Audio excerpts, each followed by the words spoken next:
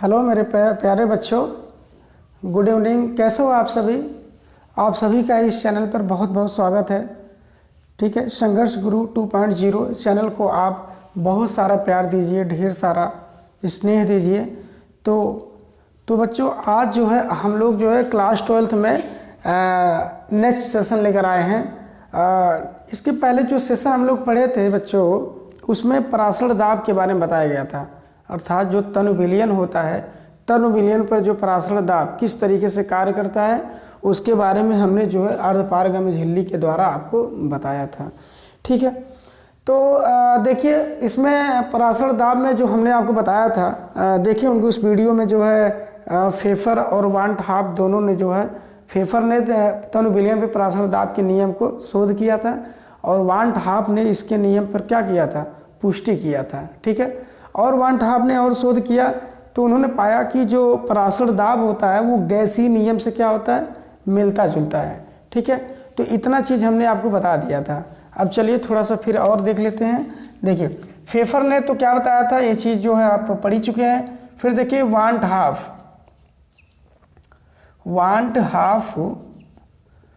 't half ने परासरण या कहेंगे तनु विलयन के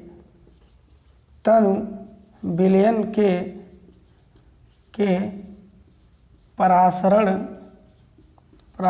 दाब, ठीक है, परासरण दाब गैसीय नियम से मिलता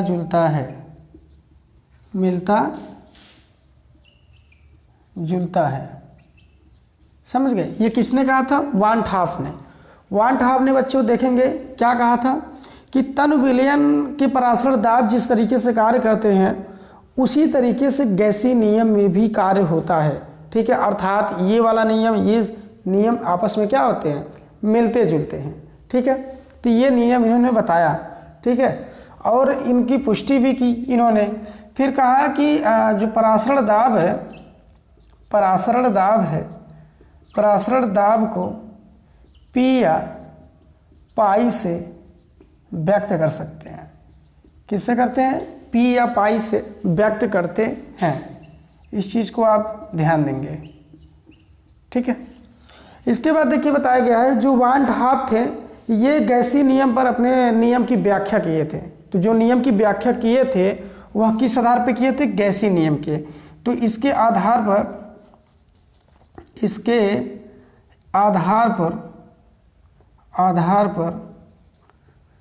पर दो नियम की व्याख्या की गई। दो नियम की व्याख्या की गई। अब बच्चों देखो कौन सा दो नियम है जो हमको यहाँ पढ़ना है। तो देखिए फर्स्ट नियम जो आपका बनेगा, वो जो फर्स्ट नियम है वो है बायल वान 't हाफ, ठीक है, का नियम। बायल वान 't हाफ का नियम। ठीक है, तो बायल वान 't हाफ के नियम में बच्चों क्या कहा गया है, इस चीज़ को हमें ध्यान से देखना है। तो इसमें क्या कहा गया है? इनके नियमानुसार, हम कहेंगे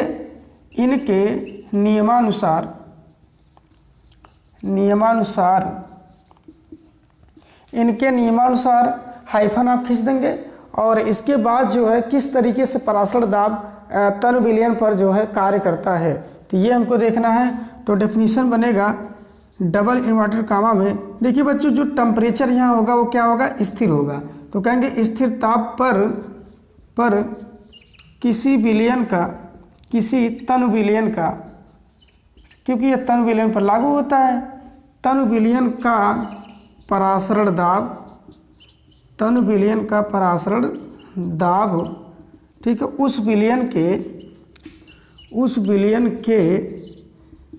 के सांद्रता, जैसा भी सांद्रता होगा, ठीक है, उस विलयन के सांद्रता के समानुपाती होता है या अनुक्रमानुपाती होता है। ठीक है, समानुपाती होता है। डबल इन्वर्टेड कॉमा हम क्या कर देंगे? क्लोज कर देंगे। तो बच्चों आप देखिए क्या बताया गया है कि स्थिर ताप पर किसी तनु विलयन का जो परासरण दाब होगा वह उस विलयन के सांद्रता के क्या होगा, अनुक्रमानुपाती होगा। तो सांद्रता को बच्चे व्यक्त करेंगे C से और परासरण दाब को व्यक्त करेंगे किससे, P से। ठीक है, अर्थात जो हमारा फार्मूला बनेगा वो बन जाएगा P अनुक्रमानुपाती C के, और किस ताप पर ये होगा, स्थिर टेम्परेचर पे होगा ये। ठीक है, अब यहाँ कांस्टेंट हम क्या लेंगे, बराबर चिन्ह लेने के लिए कांस्टेंट हम के लेंगे, जहाँ के क्या है, बायल स्थिरांक है। कौन सा स्थिरांक है, बायल स्थिरांक है। अब यहाँ C गुणे में है, इधर बटे में हो जाएगा, P/C बराबर किसके हो जाएगा बच्चों, K के लिए हो जाएगा। तो P/C ये हमारा जो है क्या आ गया, ये हमारा आ गया फार्मूला किसका, बायल वांट हाफ समीकरण का जो है नियम का जो है फार्मूले बनेंगे P/C बराबर K। तो ये बच्चों हमारा फार्मूला बन गया। और एक चीज़ बताया जाता है कि यदि सांद्रता को मतलब C को सांद्रता को 1 मोल प्रति लीटर लिया जाए तो क्या हो सकता है। तो देखिए यहाँ पर जो तब हो जाएगा 1 मोल प्रति लीटर लिया जाए तो C बराबर क्या हो जाएगा, 1 मोल मतलब 1 और बटा क्या हो जाएगा, लीटर का आयतन होता है तो C बराबर 1/V हो जाएगा। C बराबर क्या होगा, 1/V हो जाएगा। अब C का मान इस समीकरण में रख देंगे। ठीक है, बोल देंगे समीकरण 1, कहेंगे C का मान, नेक्स्ट आगे चलेंगे, कहेंगे C का मान समीकरण 1 में रखने पर, तो बच्चों जब हम समीकरण 1 में रखेंगे तो आप देख सकते हैं, या फिर यहाँ आप लगा लीजिए क्या होगा, समीकरण 1 में रखेंगे तो P/, हो जाएगा 1/V बराबर किसके हो जाएगा, K के। ठीक है, अब ये P ऊपर जाएगा तो यहाँ ऊपर जाके बन जाएगा, क्या चीज़ बनेगा, तो PV बराबर क्या हो जाएगा, K हो जाएगा। तो ये देखिए जो हमारा एक फार्मूला और बन गया, PV बराबर K, वेग स्थिरांक K बराबर PV, जो कि यह भी हमारा एक फार्मूला है और यही इसका मेन फार्मूला बनता है। ठीक है, क्योंकि सांद्रता को हम 1/V के रूप में लिखेंगे तो इस तरीके से फार्मूला हमारा तैयार हो जाएगा। ठीक है, फिर देखिए यदि हम विलयन को, यदि तनु विलयनों को दो भिन्न स्थिर तापों पर लें,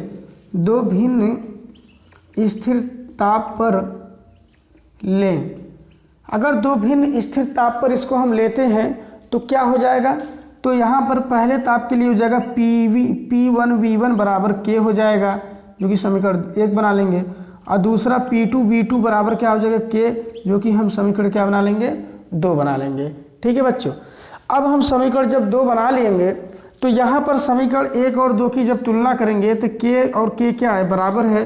तो ऐसे में जब ये बराबर है तो ये दोनों समीकरण भी क्या हो जाएंगे, बराबर हो जाएंगे, अर्थात P1V1 बराबर क्या हो जाएगा, P2V2 हो जाएगा, जो कि बच्चों यही हमारा क्या है, मतलब दो विलयनों पर, ये दो तनु विलयन के स्थिर दो भिन्न तापों पर क्या है, ये हमारा बायल वांट हाफ का नियम फॉलो करेगा। ठीक है, तो आप देख लीजिए किस तरीके से लगा है, कैसे कैसे लगा है आप समझ सकते हैं। ठीक है, तो बच्चों ये आप स्क्रीनशॉट ले सकते हैं, अपना नोट्स बनाते चलिए। ठीक है, हर चैप्टर को हम लोग टॉपिक बाय टॉपिक लगातार हम क्या करेंगे, तैयारी करेंगे और पढ़ते चलेंगे। तो आप इसको स्क्रीनशॉट ले लीजिए, फिर हम आगे की तरफ बढ़ते हैं। तो स्क्रीनशॉट लीजिए बच्चों। ठीक है, तो चलिए फिर आगे हम चलते हैं। नेक्स्ट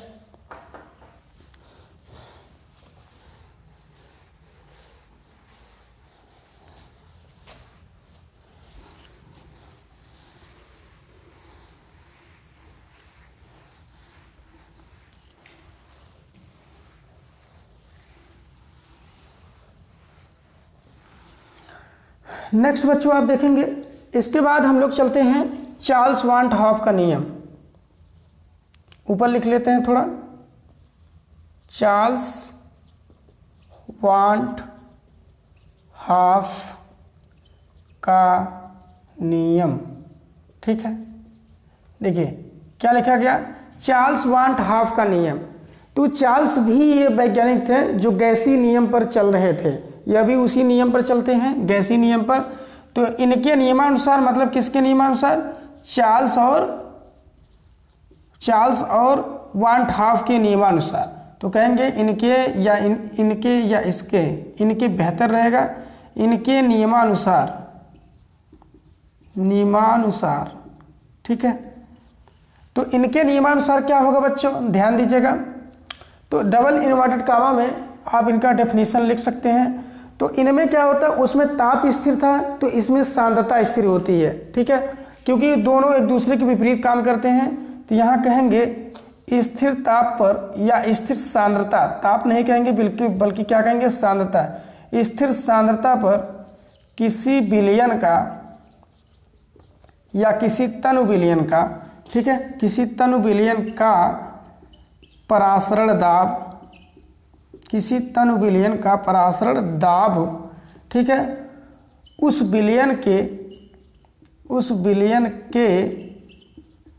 परम ताप, उस विलयन के परम ताप के क्या होता है, समानुपाती होता है, समानुपाती होता है, ठीक है बच्चों। डबल इन्वर्टेड कॉमा हम क्या कर देंगे, बंद कर देंगे।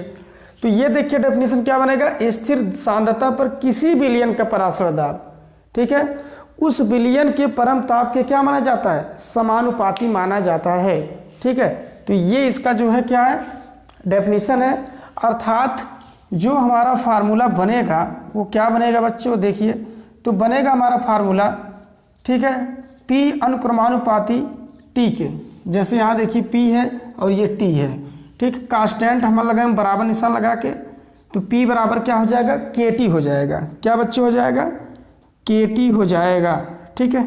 तो P बराबर हो जाएगा KT। अब यहाँ से हम T गुणे में इधर बटे में हो जाएगा, तो P अपान T बराबर क्या हो जाएगा, KK हो जाएगा। तो ये हमारा क्या आ गया बच्चों, फार्मूला आ गया, मेन फार्मूला हमारा यही है, ठीक है। यदि हम कह दें, ध्यान दीजिएगा बच्चों, यदि हम देखें P अपान T बराबर क्या निकला, K निकला। यदि हम आपसे कह दें कि यदि इस विलयन को, यदि तनु विलयनों को, ठीक है, भिन्न भिन्न सांद्रताओं पर लिया जाए, भिन्न भिन्न सांद्रताओं पर लिया जाए तो क्या हो सकता है, तो भैया यहाँ पर P1 अर्थात P1 अपान T1 बराबर के समीकरण 1 बन जाएगा। भाई भिन्न भिन्न पे लेंगे, एक पर ये हो जाएगा, दूसरे पर P2 अपान हो जाएगा T2 बराबर के हो जाएगा, समीकरण बना लेंगे 2। तो ये बच्चों 2 समीकरण बनेगा। अब हम कहेंगे समीकरण 1 और 2 की तुलना करने पर, समीकरण 1 व 2 की तुलना करने पर, क्यों तुलना कर रहे हैं, क्योंकि यहाँ देखिए जो हमारा स्थिरांक है वो सेम है, नियत रहता है। स्थिरांक जब नियत रहता है तो ये दोनों वैल्यू हम सेम कर सकते हैं, अर्थात P1 अपान T1 बराबर P2 अपान हो जाएगा T2, ठीक है। अब इसका हम क्या करेंगे, त्रिय गुणा भी कर सकते हैं, तो P1 T2 बराबर हो जाएगा T1 P2। ये हमारा क्या आ जाएगा, 2 भिन्न सांद्रताओं पर हमें जो है हम क्या निकाल सकते हैं, हम जो है चार्ल्स वान हाफ के नियम से हम इसकी वैल्यू परासरण दाब की ज्ञात कर सकते हैं। देखिए यहाँ पर 2 टेम्परेचर है और 2 दाब है, तो भैया 2 टेम्परेचर है, कभी कभी इसमें से 3 चीज़ दे देगा और एक चीज़ आपसे क्या कर सकता है, पूछ सकता है, ठीक है। ये चीज़ देख लीजिए। यह भी बच्चों फार्मूला, यहाँ से भी क्वेश्चन बन सकता है, यहाँ से भी क्वेश्चन बन सकता है, दोनों जगह से क्वेश्चन बिल्कुल बन सकते हैं, ठीक है। तो आप देख सकते हैं ये चार्ल्स वान हाफ का नियम है, किस तरीके से हमने इसको सॉल्व किया है देख लीजिए। तो ये हमारा आंसर बन जाएगा, ठीक है।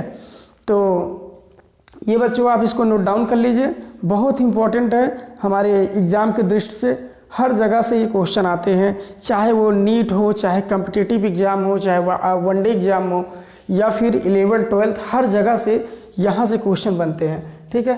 तो बच्चों अगर आपका ये सेशन अच्छा लग रहा हो तो आप इसको लाइक करिए, सब्सक्राइब करिए, कमेंट्स करिए और हमारे बारे में अपने जो है राय दीजिए, कमेंट के माध्यम से बताइए कि ये सेशन कैसा लगा, ठीक है।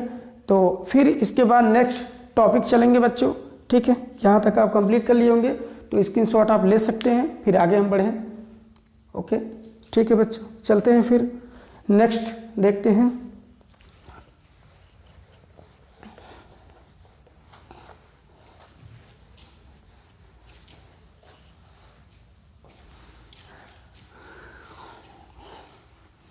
तो बच्चों अब नेक्स्ट हेडिंग हमारा होगा वांट हाफ समीकरण के लिए किसी तनु विलयन के वांट हाफ समीकरण।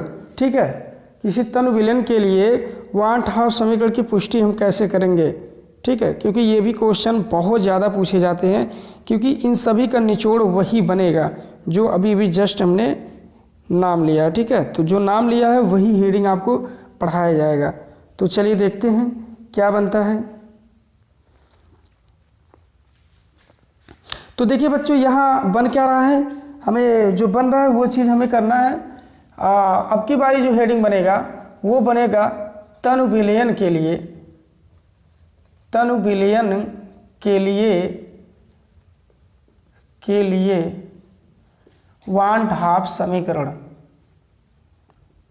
वांट हाफ समीकरण, तनु विलयन के लिए वांट हाफ समीकरण। ठीक है, ये चीज़ है, यही हेडिंग हमारा। तो चलिए दोस्तों, इसको हमें जो है कैसे पढ़ना है इस चीज़ को गौर से ध्यान देंगे।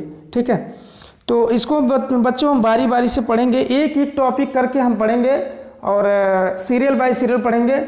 और हम इसमें प्लेलिस्ट बच्चों डाल देंगे। प्लेलिस्ट के माध्यम से आप केमिस्ट्री का एक टॉपिक पढ़ सकते हैं, फिजिक्स का एक टॉपिक पढ़ सकते हैं, बायो का एक टॉपिक पढ़ सकते हैं। ठीक है, और कुछ और भी जैसे कॉम्पिटिटिव मैथ भी हो सकते हैं, रीजनिंग भी हो सकता है, कॉम्पिटिटिव जनरल साइंस भी हो सकता है। ठीक है, तो ये सभी क्वेश्चन हम इस चैनल पे प्लेलिस्ट के माध्यम से डालेंगे, जिससे आप बारी बारी से हर चीज़ को जो है अच्छे से कवर कर सकते हो। ठीक है, तो चलिए देखिए तनु विलयन के लिए वांट हाफ समीकरण। तो बच्चों सबसे पहले इस नियम में हम सबसे पहले देखे थे बायल वांट हाफ का नियम, बायल वांट हाफ का नियम। तो यहाँ आप समझ लीजिएगा, थोड़ा सा मिस्टेक हो गया, क्या कहा गया है, बायल वांट हाफ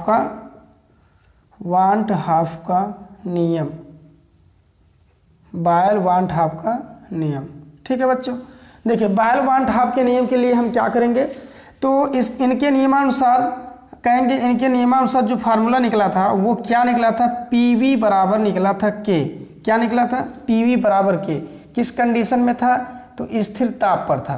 किस पर था, स्थिर ताप पर था। दूसरा जो हमारा समीकरण इसको हम बना लेंगे एक, और दूसरा निकला था चार्ल्स वांट हाफ का नियम, चार्ल्स वांट हाफ का नियम। तो इसके नियम से क्या निकला था बच्चों, तो इसके नियम से निकला था P/T बराबर के निकला था। समीकरण 2 बना लेंगे, और स्थिर क्या था, तो स्थिर हमारा क्या था बच्चों, स्थिर सांद्रता। क्या था बच्चों, स्थिर सांद्रता था। समझ गए, तो ये चीज़ है जो आपको देखना है। तो बच्चों अब यहाँ से समीकरण 1 और 2 की हम तुलना कर लेते हैं। कह लेंगे समीकरण 1 व 2 की तुलना करने पर, बच्चों जब हम तुलना करेंगे तो यहाँ देखिए P, तो जो चीज़ सेम मिलेगा उसको एक बार लिखा जाएगा। V है, यहाँ कुछ नहीं तो V लिख लेंगे, और बाई T है तो T लिख लेंगे, और बराबर कांस्टेंट के रूप में देखिए यहाँ पर K है, लेकिन ये गैसी नियम के अनुसार चलेगा, इसलिए कांस्टेंट यस भी ले सकते हैं, या फिर क्या ले सकते हैं, R भी ले सकते हैं, R भी ले सकते हैं, यस भी ले सकते हैं। तो चाहे जो आप ले लीजिए, कोई प्रॉब्लम नहीं है। तो मान लेते हैं हम कि R ले लेते हैं, तो PV बराबर हो जाएगा RT, क्योंकि T बटे में इधर गुणे में हो जाएगा, PV बराबर क्या हो जाएगा, RT हो जाएगा, जो कि ये एक प्रकार का आदर्श गैस का फार्मूला बन जाएगा, PV बराबर RT। यदि हम कह दिया जाए कि यदि तनु विलयन में विलेय पदार्थ के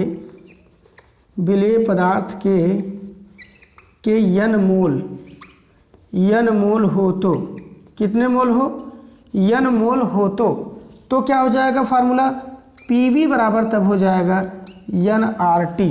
क्या हो सकता है, PV बराबर हो सकता है nRT। ठीक है, और यदि बच्चों ये देखिए फार्मूला बन गया, और यदि P बराबर निकालेंगे तो n/V RT भी हो सकता है। क्या हो सकता है, P बराबर N/V/RT भी हो सकता है। ठीक है, फिर आगे हम देख सकते हैं कि जो हमारा PV बराबर NR, देखिए यहाँ पर N/V/RT दिया है, तो N/V जो दिया गया है मोल प्रति लीटर, और मोल प्रति लीटर जो होता है सांद्रता का मात्रक होता है, किसी विलयन की सांद्रता मोल प्रति लीटर अर्थात मोलरता भी आप कह सकते हो। तो इसको हम लिख सकते हैं P बराबर CRT, एक फार्मूला हमारा क्या बन जाएगा, CRT बन जाएगा। और एक फार्मूला आप ये भी देख सकते हैं क्या बना हुआ है, PU बराबर NRT बना हुआ है। यहाँ से क्वेश्चन पूछा जाता है। और बच्चों देखो फार्मूला यहाँ से PV बराबर NRT जो दिया गया है, तो यहाँ से अगर हमें किस रूप में, एक फार्मूला और होता है N बराबर मोलों की संख्या बराबर होता है W/M, मतलब विलेय पदार्थ की मात्रा बटे अणुभार भी होता है। तो यहाँ से PV बराबर हम लिख सकते हैं W/M/RT, यह भी हमारा एक फार्मूला बनके तैयार हो जाएगा। यहाँ से भी क्वेश्चन पूछे जाते हैं, यहाँ से भी क्वेश्चन, यहाँ से भी क्वेश्चन। आप देख सकते हैं किस किस तरीके से क्वेश्चन को हम पूछ सकते हैं। ठीक है, एग्जाम में पूछा जाता है। तो बायल वांट हाफ, देखिए यहाँ कहा गया तनु विलयन के लिए वांट हाफ समीकरण में पहले हम क्या चलेंगे, बायल वांट हाफ का नियम में पहले इसके जो है समीकरण में हम लिखेंगे जो फार्मूला हमने प्राप्त किया था। दूसरा बच्चों चार्ल्स वांट हाफ का नियम में हमने जो दूसरा यहाँ पे जो फार्मूला प्राप्त किया था स्थिर सांद्रता पर, इसको लिखेंगे। इसके बाद समीकरण 1 और समीकरण 2 से हम तुलना करेंगे। तो यहाँ पर देखिए P सेम है तो लिख लेंगे, V है तो V लिख लेंगे, T है बट T लिख लेंगे बराबर। कांस्टेंट में यहाँ K है, लेकिन गैसीय नियतांक के लिए हम K नहीं लिखकर बल्कि क्या लिखेंगे, R लिखेंगे। R एक प्रकार के गैसीय नियतांक है और S भी गैसीय नियतांक है, चाहे R लिखिए चाहे S लिखिए, दोनों गैसीय नियतांक होते हैं। ठीक है, तो हमारा जो फार्मूला T बटे में इधर गुणे हो जाएगा, P बराबर RT होगा। और यदि तनु विलयन की विलेय को, विलेय पदार्थ के कितने मोल लिए जाएं, N मोल लिए जाएं, तो फार्मूला P बराबर क्या हो जाएगा, NRT हो जाएगा। और इसके बाद फिर P बराबर अदर V गुणे में इधर बटे में होगा तो N/V/RT, N/V एक प्रकार का विलाय की सांद्रता, मतलब विलयन की सांद्रता भी बन जाएगा। तो P बराबर N/V/RT, N/V मतलब मोल प्रति लीटर, ये सांद्रता के बराबर हो जाएगा। यहाँ हम C रख सकते हैं, P बराबर CRT भी हो जाएगा। ठीक है, अब P बराबर देखिए NRT से जो हम लोगों ने निकाला था यहाँ से, उससे हम यहाँ निकाल सकते हैं N बराबर होता है मोलों की संख्या बटे, N बराबर मोलों की संख्या बराबर होता है पदार्थ की मात्रा बटे अणुभार होता है। ये वैल्यू हम इसके स्थान में पुट कर सकते हैं। तो यह भी हमारा एक फार्मूला निकल गया। इसी को हम क्या कह सकते हैं, तनु विलयन के लिए वांट हाफ समीकरण जो है यही निकलता है। यह भी आपका आंसर बन जाएगा, यह भी आपका आंसर बन जाएगा, यह भी आपका आंसर बन जाएगा। ठीक है, तो तीनों आपके आंसर बन जाएंगे। तो आप इस चीज़ को जो है बच्चों नोट डाउन कर लीजिए, बहुत ही इंपॉर्टेंट है, बहुत ही एग्जाम में पूछे जाते हैं, न्यूमेरिकल्स इससे बहुत ज़्यादा बनते हैं। ठीक है, तो देख लीजिए, इसको आप लिख लीजिए। इसके बाद जस्ट हम आगे की तरफ बढ़ते हैं। ठीक है, चलिए फिर स्क्रीनशॉट आप ले सकते हैं, नोट डाउन कर लीजिए।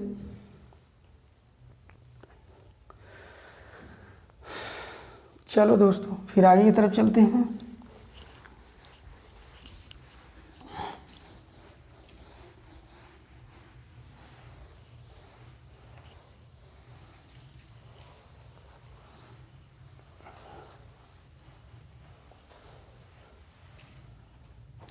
चलो बच्चों फिर देखते हैं हम यहाँ पे अगला जो हमारा हेडिंग बनेगा कि तनु विलयन के लिए वांट हाफ के अनुप्रयोग, ये भी कभी कभी एग्जाम में आ ही जाता है क्योंकि यह भी इम्पोर्टेंट है। ठीक है, तनु विलयन के लिए वांट हाफ के अनुप्रयोग होते क्या है, देखना है इसको, किस किस पर यह कार्य करता है, ये चीज़ हमको देखना है। तो यह किस पर कार्य करता है बच्चों, तो कहते हैं कि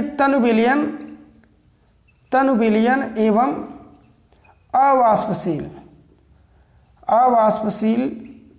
ठीक है, अवाष्पशील विद्युत अनपघट्ट विलयन पर, ठीक है, पर कार्य करता है। फर्स्ट ला इसका बनेगा ठीक है, ये किस पे कार्य करता है? तो तनु विलयन एवं अवाष्पशील विद्युत अनपघट्ट विलयन पर यह कार्य करता है। ठीक है, दूसरा जो होता है बताया जाता है कि यह जो होता है सांद्र विलयन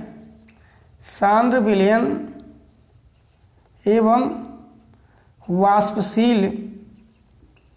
वाष्पशील विद्युत अपघट्ट, एक ही में सब हम कर दे रहे हैं ताकि क्लियर एक ही बार में हो जाए। विद्युत अपघट्ट विलयन पर विचलित हो जाता है।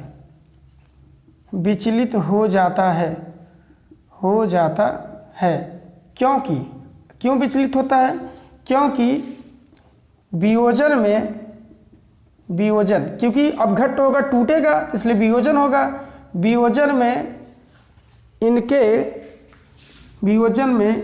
कण पहले से क्या हो जाते हैं? ज़्यादा हो जाते हैं। ज़्यादा होने के वजह से क्या हो जाते हैं? ये विचलित हो जाते हैं।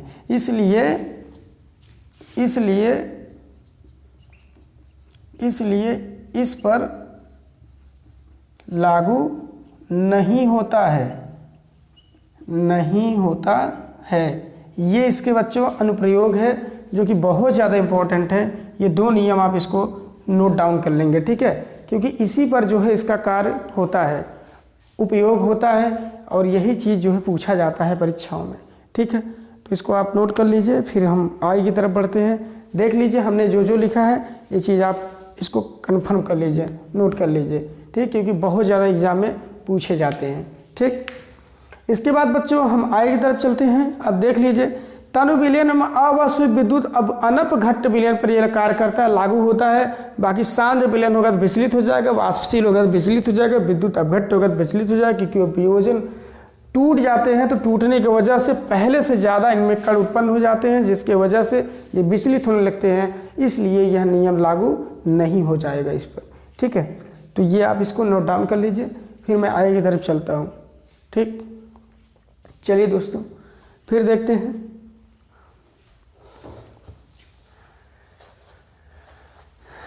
अब बच्चों हम चलते हैं, कुछ इसके न्यूमेरिकल्स लगा लेते हैं, क्योंकि न्यूमेरिकल्स बहुत ज़्यादा पूछे जाते हैं आपकी परीक्षाओं में। ठीक है, तो देखिए क्या हो सकता है। कह सकते हैं कि 5%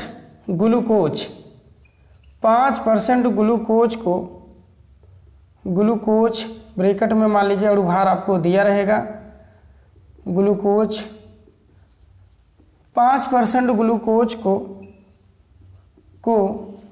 ठीक है, 5% ग्लूकोज को कितने एटम, मतलब वायुमंडलीय दाब पर, कितने वायुमंडलीय दाब पर ज्ञात, या कहेंगे कि कितने वायुमंडलीय दाब पर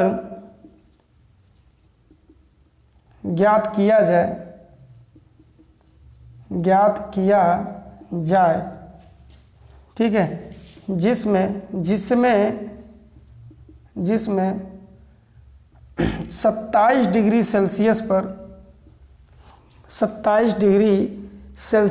पर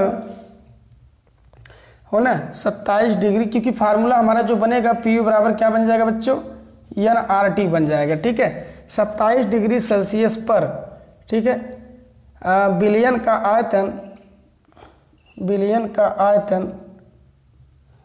आयतन 500 ml, कितना बच्चों? 500 ml हो जाए, 500 ml हो जाए।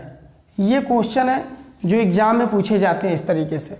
तो चलो बच्चों हम इसको कैसे लगाते हैं आप ध्यान दीजिएगा। और एक चीज़ और दिया होता है, ब्रैकेट में R बराबर जो गैसीय नियतांक का मान होता है वो होता है 0.082। मात्रक कैसे बनेगा बच्चों? ध्यान दीजिएगा, मात्रक कैसे बनेगा? P बराबर NRT होता है, तो N और T इधर बटे में हो जाएगा, तो PV क्या हो जाएगा? PV बटे हो जाएगा RT, PV बराबर हो जाएगा NT बराबर हो जाएगा R के। तो मात्रक क्या बन जाएगा? देखिए P दिया है तो वायुमंडलीय दाब हो जाएगा, तो हम लिख सकते हैं दाब, वायुमंडलीय दाब, ठीक है, या एटम लिख सकते हैं, तो हो जाएगा एटम एटमॉस्फेयर, ठीक है, लीटर प्रति मोल और ये क्या है डिग्री, ठीक है, तो डिग्री सेल्सियस लिख सकते हैं, तो ये इसका मात्रक हो जाएगा। ठीक है बच्चों, तो चलिए ये क्वेश्चन देखिए एग्जाम में पूछा गया है और कैसे हम इसको हल करेंगे ध्यान से आप देखेंगे। तो फार्मूला यहाँ दिया गया है, देखिए P का वैल्यू हमें क्या करना है, ज्ञात करना है, और R की वैल्यू आपके सामने दिया है। W की वैल्यू देखिए कितना दे दिया है, कै ग्राम, 5 ग्राम, कै ग्राम दिया गया है, 5 ग्राम दे दिया गया है। और M की वैल्यू 180 दिया गया है, अणुभार कितना दे दिया गया है, 180 दे दिया गया है। और V की वैल्यू कितना दिया, 500 ml, और ml को हम लगाएंगे किसमें, लीटर में, तो कै लीटर हो जाएगा, आधा लीटर, कै लीटर, 500 ml में कै लीटर होता है, आधा लीटर हो जाता है। ठीक है, और T की वैल्यू में पता है 27 डिग्री सेल्सियस है, डिग्री सेल्सियस को केल्विन में हल करते हैं तो 273 ऐड कर लेंगे, तो ये कितना केल्विन हो जाएगा, 300 केल्विन आ जाएगा। ठीक है, तो इतना चीज़ हमको सब पता है। अब इसके बाद हमको करना क्या है, सवाल लगाना है। तो PV बराबर हो जाएगा NRT। बच्चों हम जानते हैं कि P इंटू V की वैल्यू कितना दिया है, आधा लीटर, और बराबर N बाई होता है W/M/RT। अब यहाँ से P इंटू 1/2 होता है, W की वैल्यू दिया है 5 ग्राम, और M की वैल्यू कितना दे दिया है बच्चों, तो M की वैल्यू दे दिया गया है कितना, आप देख सकते हैं 180, और R की वैल्यू 0.082, और T की वैल्यू दिया है 300। तो ये है, देखिए इसी को हमको हल करना है। ठीक है, तो अब यहाँ 2 से काटेंगे तो 2 9 18, तो 90 बार में कटेगा, 1 0 से 1 0 कट गया। ठीक है, और इसके बाद 3 3 9, 3 से काटेंगे तो ये 10 बार में कट जाएगा। ठीक है, अब इसके बाद देखिए कुछ कटता है तो नहीं कटेगा, तो आप गुणा कर लीजिए, तो P बराबर हो जाएगा, अब यहाँ से देखिए 5 दूना 10 हो जाएगा। ठीक है, या 5 से, या इसको हम इसमें मल्टीपल कर लेंगे, तो 10 से इसमें गुणा कर देंगे तो हो जाएगा 0.82 आ जाएगा। ठीक है, अब बटे कितना हो जाएगा, 3, कितना आ जाएगा, 3 आ जाएगा। फिर P बराबर इसको गुणा कर लीजिए, 5 दूनी 10, और 5 अट्ठे 40, 1 41, 0 के अंक पे 2 अंक पे, तो कितना आ गया बच्चों, 4.1 बटा हो जाएगा 3। तो आगे फिर देखेंगे, P बराबर आ गया 4.1 बटा 3 आ गया, 0 हटाएंगे 0 हमारा नीचे बढ़ जाएगा, तो P बराबर आ गया 41 बटा 30 आ गया। कितना आ गया, 41 बटा 30। काटेंगे तो समथिंग 1.30 से कम 30 बचा कितना, 11 हो जाएगा, 110, और 110 हो जाएगा तो लगभग 3 बार जाएगा, 30 तिहाई 90, बचा 20, हो गया 200। जब 200 हो जाएगा तो हम कितनी बार ले जाएंगे, लगभग 6 बार ले जाएंगे। बस यहीं पर आप छोड़ दीजिए, हमारा आंसर आ जाएगा। तो कितना एटम जो है परासर दाब की आवश्यकता होगी, तो 1.36 एटम परासर दाब की आवश्यकता होगी। चलो एक बार फिर से बच्चों आप देख लीजिए कैसे लगा है। 5% ग्लूकोज अणुभार बराबर 180 दिया है, को कितने एटम दाब पर ज्ञात करें इसको। ठीक है, किया जाए जिसमें 27 डिग्री सेल्सियस विलेन का आयतन 500 ml हो जाए। R बराबर, इसकी R की वैल्यू दिया है, मात्रक दिया है, और देखिए सारा चीज़ हम नोट डाउन किया। W बराबर 5 ग्राम, M बराबर 180, V बराबर जो है 500 ml, T बराबर 27 डिग्री सेल्सियस। 27 डिग्री सेल्सियस को हम 273 ऐड करके 300 केल्विन में हम डिवाइड कर लेंगे, बना लेंगे। फार्मूला P बराबर NRT, गैसीय समीकरण से फार्मूला निकलता है, P बराबर गुणे V की वैल्यू आधा लीटर, कै लीटर, आधा लीटर। V क्या, देखिए N की वैल्यू W/M, W की मात्रा 5 है, M की वैल्यू 180 अणुभार दिया गया है, इंटू R की वैल्यू यहाँ आपके सामने है, और T की वैल्यू 300 केल्विन दिया गया है। ठीक है, 2 से काट दिया, 90 बार में कट गया, 1 0 से 1 0 कट गया, 3 से काटा, 3 दहा में 3 त्रिका हो गया। ठीक है, 10 में हमने क्या किया, इससे जब गुणा करेंगे तो आ जाएगा 0.82, 5 से गुणा कर देंगे तो आ जाएगा 4.1, और 3 से भाग दे देंगे तो हमारा आंसर कितना आ जाएगा, 1.36 आ जाएगा। आप बच्चों इसको देख लीजिए। ठीक है, तो बच्चों आप ज़रूर कमेंट्स करिए, बताइए कि सेशन कैसा लगा, मज़ेदार लगा, जोरदार लगा कि नहीं लगा। ठीक है, तो ये था हमारा परासरण और परासरण दाब। अब हम अगली टॉपिक पढ़ेंगे, नेक्स्ट जो है वीडियो में पढ़ेंगे, उसमें हमको पढ़ना है वाष्प दाब का अवनमन। तो आज के लिए बस इतना ही। तो बच्चों थैंक यू वॉचिंग।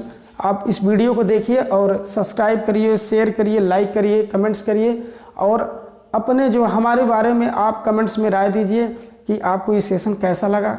ठीक है, तो बहुत बहुत धन्यवाद बच्चों, थैंक यू।